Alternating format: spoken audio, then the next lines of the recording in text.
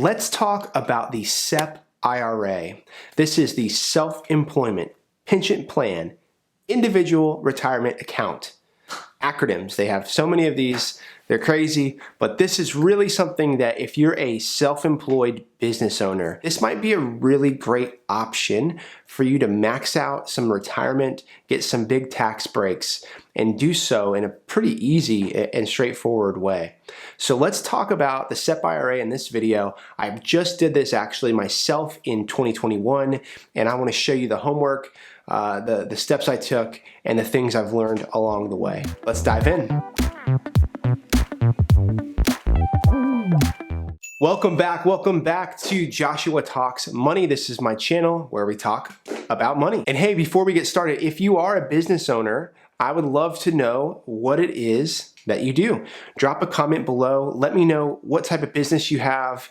Tell me how things are going. I'm curious. I'd love to chat with you. I will respond and engage with you personally. So first off, the SEP IRA is very much like a traditional IRA in the terms of how it's structured, in terms of when you can withdraw some money. But the biggest difference is while a traditional IRA currently has a limit of $6,000 that you can contribute each year, the SEP IRA is up to $58,000 that you could stuff away into this retirement with that tax break, which is awesome.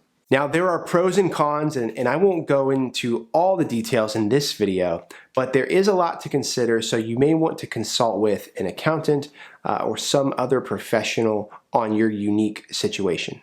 All right, so in my opinion, let me give you an example of when this SEP IRA makes sense. So I used to work with quite a few very talented and highly paid freelancers in the software development and graphic design space. Now, these people could go easily get a six-figure job at some company, but they've chosen to create their own business entity and deal with some of the client, billing and all that fun stuff. And now they have this little business, just them, on payroll, and they're cranking, 6 figures plus of revenue a year through that business. So what they can do then is they can think about their net earnings, which is basically the amount of money that the business has paid them through payroll in a given year, and they can think about the number 25% or 58,000, whichever's lower. That is the amount of money they could fund a SEP IRA with.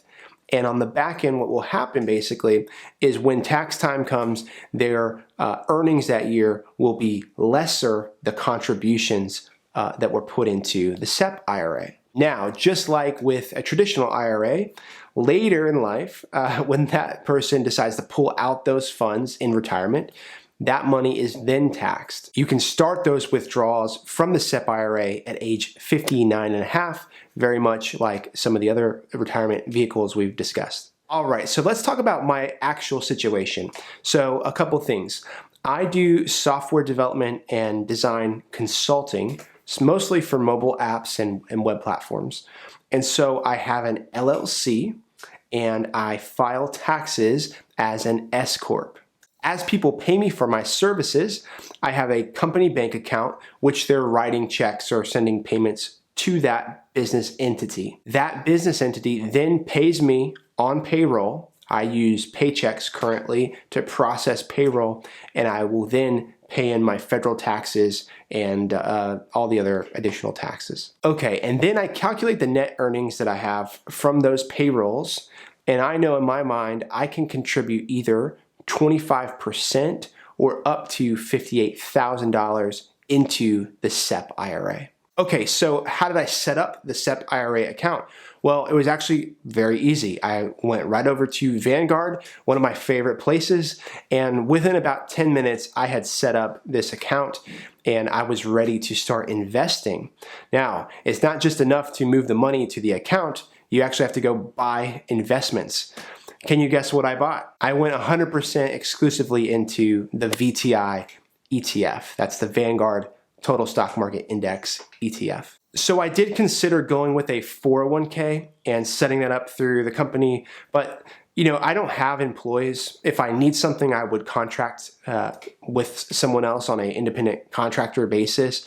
And so Paychex was trying to get me to do this 401k through them. There was going to be all these fees. And then the investments themselves, I didn't have access to Vanguard's specific ETFs that I wanted. And so I just cut that whole idea out and went over to Vanguard directly. All right, so that's pretty much it. That's a very high level overview of what the SEP IRA is and does. In a future video, we'll dive deeper. We'll look at the actual pros and cons. We'll look at some specific calculations of different payroll scenarios and the tax benefits of each of those. But for now, I hope this gave you an intro.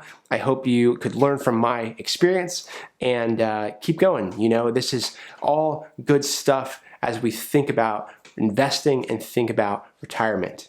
And as always, if this was helpful, please like and subscribe. Share this video with a friend. Leave a comment. I respond to everyone. I love talking to you guys, and we'll do it again next week.